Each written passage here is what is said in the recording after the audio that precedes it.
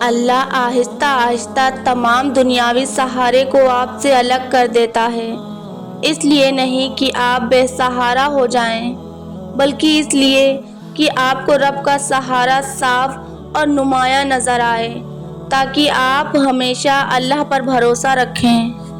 اگر آپ ایک ہی دعا مسلسل نماز میں مانگ رہے ہیں تو یہ کوئی اتفاق نہیں ہے۔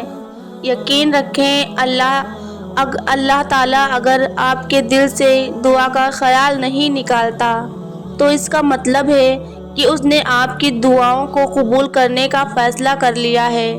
اسے دعا کا قبول ہونا تمہارے نصیب میں لکھا جا چکا ہے۔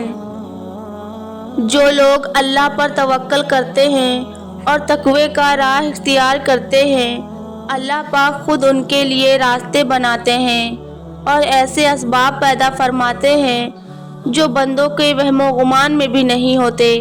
بے شک اللہ رب العالمین اور بے حد مہربان ہے۔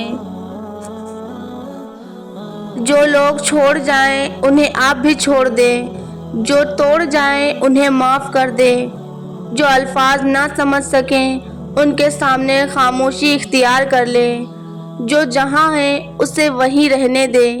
بس یہ یاد رکھیں کہ ہر کسی کو راضی کرنا آپ کے بس میں نہیں ہے اور نہ ہی ضروری ہے، بس آپ اللہ کو راضی رکھیں، یہی کافی ہے۔ اللہ پر چھوڑے ہوئے معاملات پر اتنا پریشان نہیں ہوا کرتے، وہ ہر چیز پر قادر ہے، قبولیت کا وعدہ کیا ہے اس نے تو وہ پورا بھی کرے گا۔ دنیا کو راضی کرنے کی کوشش میں نہ لگو، دنیا نہ کسی سے خوش ہوئی ہے نہ ہوگی۔ راضی کرنا ہے تو رب کو کرو جو ایک آنسو اور ایک سجدے سے مان جاتا ہے۔ مطمئن ہو جاؤ کیونکہ اب تمہیں تمہارے صبر کا انعام بہت جلد ملنے والا ہے۔ تمہارے یہ آنسو خوشیوں میں تبدیل ہونے والے ہیں اور آسمان سے تمہارے لیے فیکن کے معجزے اترنے والے ہیں۔ سنو، صبر کرو، اللہ تمہارے دل کی سنتا ہے اور تمہیں وہی عطا کیا جائے گا جس کے لیے تم دن رات دعائیں مانگتے ہو۔ دعاؤں سے تقدیر کے رخ موڑ دیے جاتے ہیں، تم خالی ہاتھ نہیں لوٹائے جاتے بلکہ تمہاری تڑپ اور تمہارا یقین تمہیں کن کی منزل تک لے جاتے ہیں، ایسی منزل جہاں صرف معجزے ہوتے ہیں۔ اگر کبھی تم تھک جاؤ تو کبھی مایوس نہ ہونا، خدا سے گفتگو کرنا، سفر کی جستجو کرنا۔ یہ اکثر ہو بھی جاتا ہے کہ بندہ تھک بھی جاتا ہے، مقدر کو برا جانو گے تو یہ بھی ہو جاتا ہے، مگر تم حوصلہ رکھو، وفا کا سلسلہ رکھو، جسے خالق سمجھتے ہو بس اس سے رابطہ رکھو۔ زندگی میں اکثر مقامات پر میں نے جانا کہ میرے ساتھ اللہ کے سوا کوئی نہیں ہے، اور تبھی مجھے اندازہ ہوا کہ صرف اللہ کا ہونا کس قدر بہتر ہے۔ کسی کو بد دعا دینی ہو تو یہ کہو، خدا تمہارے دل میں ایسے انسان کی محبت ڈالے جو تمہاری پرواہ نہ کرتا ہو۔ کہہ دو میرے ان بندوں سے جنہیں حالات ناممکن لگ رہے ہیں کہ میں ہر شے پر قادر رہنے والا ہوں۔ خوشی کا وقت بھی گزر جاتا ہے، دکھ کی گھڑی بھی، لیکن آپ کا استعمال کیا گیا ہو، آپ کو دھوکہ دیا گیا ہو، اس تکلیف سے نکلنے میں زمانے لگ جاتے ہیں۔ اپنی خوشیوں کی حفاظت کرو، سب کو سب کچھ مت بتاؤ۔ نظر سچ میں ہوتی ہے اور یہ بہت بری ہوتی ہے۔ انسان کے الفاظ سب کچھ ہوتے ہیں، دل جیت بھی لیتے ہیں اور دل چیر بھی دیتے ہیں۔ اپنے دل کی کیفیت اسے بتایا کرو کہ آپ کیا محسوس کرتے ہیں، کتنی تکلیف میں ہیں۔ آپ یقین رکھیں وہ بہت پیار سے سنے گا، اس کے سامنے رو لینے سے ہی آپ کے دل میں سکون اترے گا، بے شک وہ دلوں کا ہمراز ہے۔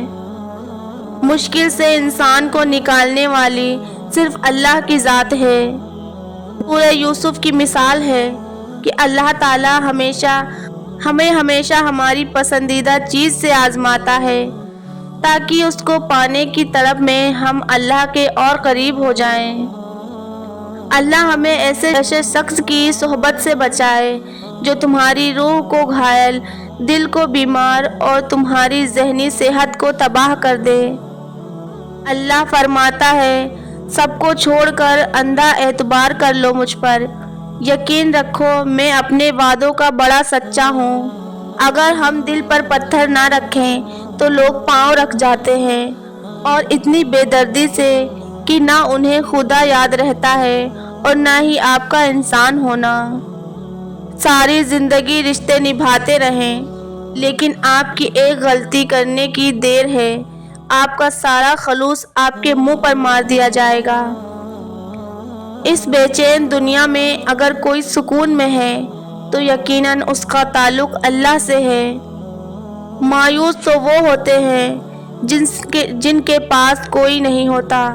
तुम्हारे पास तो बादशाहों का बादशाह है जो बेहतरीन मददगार है। सिर्फ एक ऐसी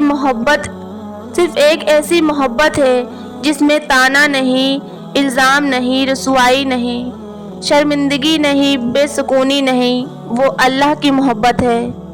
हज़रत अली फरमाते हैं, जो हम सोचते हैं वो होता नहीं, जो होता है उसका इल्म नहीं, और जो होगा वो बेहतरीन होगा। हज़रत अली ने फरमाया, कुफ्र के बाद सबसे बड़ा गुनाह किसी की दिल आज़ारी है। जब तुम्हें लगे कि तुम्हारा कोई नहीं है तो आसमान की तरफ देखना, वहाँ वो है जो हमेशा से तुम्हारा था और हमेशा तुम्हारा रहेगा। या अल्लाह, मेरी हर नमाज का हर सजदा अपनी बारगाह में कबूल फरमा।